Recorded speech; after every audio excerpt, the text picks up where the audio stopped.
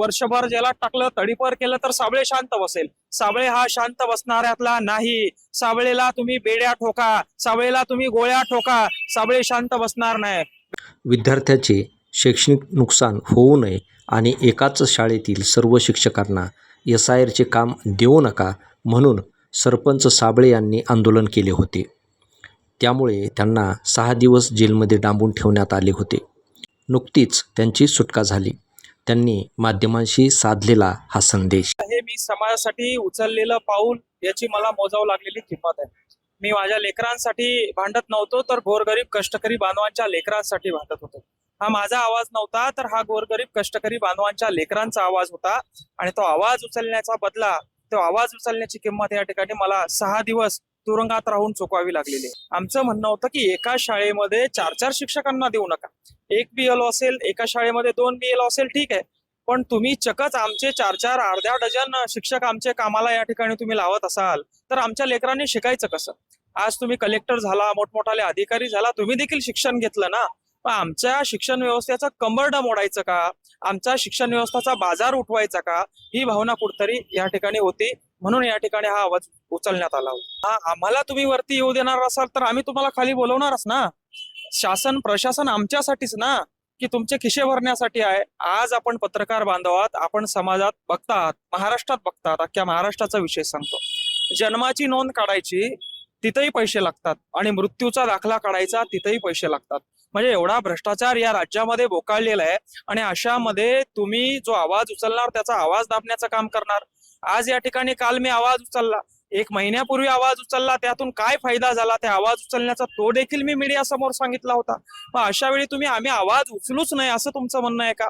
आज तुम्ही कलेक्टर आहात, एक जबाबदार अधिकारी आहात. उद्या तुम्ही साधे कपडे घालून एक तहसीलमध्ये जाऊन एका कागदावर सही आणून दाखवावी. सामान्य माणसाला तहसीलच्या 4-4 चक्रा माराव्या लागतात, तेव्हा कुठं त्याला सही द्यावं लागतं. मान्य तुम्ही सुशिक्षित आहात, मान्य जिल्ह्याचं सर्वोच्च पद तुमच्याकडे आहे, मात्र आमच्या देखील भावना, आमच्यासाठी ते पद तुम्हाला दिलेलं आहे. आमच्यासाठी तुम्ही त्या ठिकाणी AC मध्ये बसून खुर्चीवर बसून काम करतायत. सामान्य जनता रस्त्यावर उन्हातान्हात काम करते आणि उन्हातान्हात काम करून टॅक्स भरून त्यांच्या मुलांना योग्य शिक्षण जरी देखील मिळत नसेल तर हे चुकीचं आहे. याच्या अगोदरही आम्ही आंदोलन केले, याच्या अगोदरही बरेच आक्रमण आंदोलन झाले.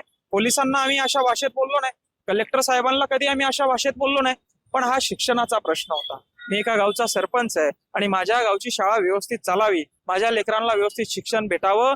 मी तर म्हणतो आम्हाला काही देऊ नका, हे फुकटच्या रेवड्या वाटत्या त्या देऊ नका, आमच्या लेकरांना चांगलं शिक्षण द्या, बस आम्हाला काही लागत नाही. मी आज बोलतोय, माझ्यात बोलण्याची धमक आहे, मी शिक्षण घेतलं म्हणून बोलतोय आणि वारंवार बोलत राहणार. अशा किती वेळा मला जेलात टाकलं, किती धमक्या मला दिल्या, किती शिवीगाळ मला केली, मी थांबणार नाही. सामान्यासाठी उठलेला हा आवाज आहे. आणि जेव्हा माझा श्वास थांबेल, जेव्हा माझं मृत्यू होईल, जेव्हा तुम्ही मला गोळ्या घालाल, तेव्हाच हा आवाज थांबेल. तसा हा आवाज थांबणार नाही, कारण कष्टकरी शेतकऱ्याच्या लेकराच्या जमिनीतून, काळ्या मातीतून उठलेला हा आवाज आहे. हा शेवटच्या श्वासापर्यंत थांबणार नाही. संबंधित तहसीलदारांना, नायब तहसीलदारांना, शिक्षणाधिकाऱ्यांना वारंवार फोन करून 1 महिन्यापूर्वी ग्रामसभा झाली होती, ग्रामसभेमध्ये आमचे शिक्षक जाणार नाही, फोन केला, आवाज ओपन केला. 100-200 लोकांसमोर शिक्षण अधिकाऱ्यांनी शब्द दिला की माझा शब्द आहे, तुमचे शिक्षक जाणार नाही.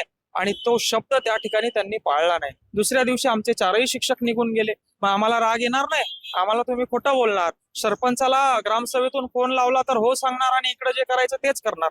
पण आम्ही कुठं स्वतःच्या माया लेकरासाठी मी म्हणत होतो. माझ्या गावच्या इतरही गावच्या लेकरांचं शिक्षण आहे, त्यांच्याकडेही लक्ष दिलं पाहिजे.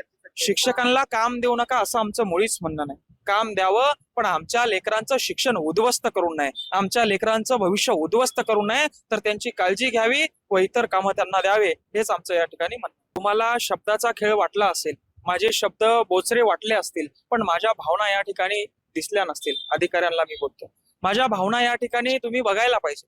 मी बऱ्याच वेळेस आंदोलन केले, पण कधी आरेरावी केली नाही. कधी पोलिसांना, याच्या अगोदर माझ्या आंदोलन बघा, पोलीस प्रशासनाने मोठा केलेला मी नेता आहे. पोलिसांनी मला जपून या ठिकाणी कारण मी समाजासाठी भांडतो, कधी त्यांनी. पण यावेळी माझ्यावर गुन्हे दाखल करण्यासाठी, मला मागच्या आंदोलनाचे गुन्हे उकरून काढून कलमा दाखल करण्याचं काम या ठिकाणी झालं, विनाकारण त्रास देण्याचं काम झालं. प्लीज मला पश्चाताप वाटत नाही. तो जिल्हा अधिकारी असेल, ते जिल्हा अधिकारी असतील तर शिक्षण घेऊन झाले आणि शिक्षणासाठीच मी भांडतोय. मला टेंडर द्यावं, मला एखादं काम द्यावं आणि मला एखादं पद द्यावं म्हणून भांडत नाही. आमच्या लेकरांना शिक्षण पाहिजे आणि त्या चारही शिक्षकांच्या ऑर्डरवर जिल्हाधिकाऱ्यांची सही होती. तहसीलदारांना, नायब तहसीलदारांना, सीओला, शिक्षण अधिकाऱ्यांना वारंवार सांगितलेलं होतं, तरी देखील असं होत होतं. म्हणून हा संताप झालेला आहे. हा झालाही नव्हता, भेटूनही आलो, त्यांनी होही सांगितलं. मात्र असं केल्यानंतर दडपशाही करण्याचं जे प्रकरण झालं त्याच्यामुळे हा संताप झालेला आहे. आणि अधिकाऱ्यांना असं वाटत असेल किंवा हा संताप केला, जेलात टाकलं, वर्षभर जेलात टाकलं, तडीपार केलं तर साबळे शांत बसेल. साबळे हा शांत बसणाऱ्यातला नाही. साबळेला तुम्ही बेड्या ठोका, साबळेला तुम्ही गोळ्या ठोका, साबळे शांत बसणार नाही. गरीब कष्टकरी बांधवांसाठी लढणारा मी मुलगा आहे आणि ज्या ज्या वेळी अन्याय होईल त्या वेळी माझा आवाज तुम्हाला दिसेल, हे लक्षात ठेवा. एवढंच या ठिकाणी मी सांगेन. अहो, त्या सिओनची गाडी अडवली तर माझ्या गावच्या कामासाठी अडवली. मी घर बांधत नव्हतो किंवा मला समृद्धी महामार्ग माझ्या शेतीतून जाणार आहे, माझ्या वावरातून जाणार आहे आणि मी 5-50 एकर तिथं घेऊन ठेवली म्हणून गाडी अडवली नव्हती. मी आमदार नाहीये, मी बांधकाम विभागाचा मोठा अधिकारी नाहीये की 100 एकर जमीन माझ्या वावरातून समृद्धी जाणार आहे आणि मी घेऊन ठेवणार आहे. आणि हे राजकारण करण्यासाठी, राजकीय षडयंत्रातून मला दाबण्यासाठी हे सगळं झालेलं आहे याची मला कल्पना आहे. मात्र त्यांना असं वाटत असेल तर हे अतुल चव्हाण जे आहेत, अनुराधाताई जे आमदार आहेत, त्यांनी ज्या जमिनी घेऊन ठेवल्या, समृद्धी महामार्ग त्यांच्या रस्त्यातून जाणार आहे, 10-10 हजार कोटीच्या जमिनी आहे.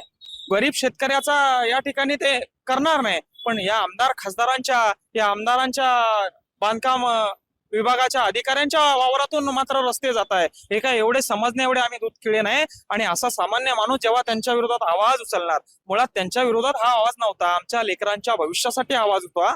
आणि अशा वेळी जर ते दाबणार असेल तर तुम्ही जेवढं दाबाल तेवढं या ठिकाणी हे आवाज उचलेल, एवढंच या ठिकाणी मी सांगेन. असे हजार आंदोलन केलेत, हजारो गुन्हे घ्यायला मी तयार आहे. अरे जेलात जायला मी तयार आहे, मरायला सुद्धा मी तयार आहे. कारण मी गरिबी पाहिली आहे, माझ्या बापासाठी मी लढलोय आणि माझ्याकडे 2 पर्याय होते की शांत बसून शपूट घालून शांत बसायचं आणि दुसरं छाती ठोकून लढायचं. तर मी छाती ठोकून लढायचा पर्याय निवडलाय आणि मी शेवटपर्यंत लढणार आहे. जोपर्यंत श्वास आहे तोपर्यंत लढणार आहे. कुठल्याही राजकीय पुढाऱ्याला, कुठल्याही अधिकाऱ्याला जुमानणारा हा साबळे नाहीये. हा गोरगरीब कष्टकरी शेतकऱ्यांच्या बांधावर तयार झालेला नेतृत्व आहे आणि हा शेवटपर्यंत, शेवटच्या श्वासापर्यंत लढत राहील.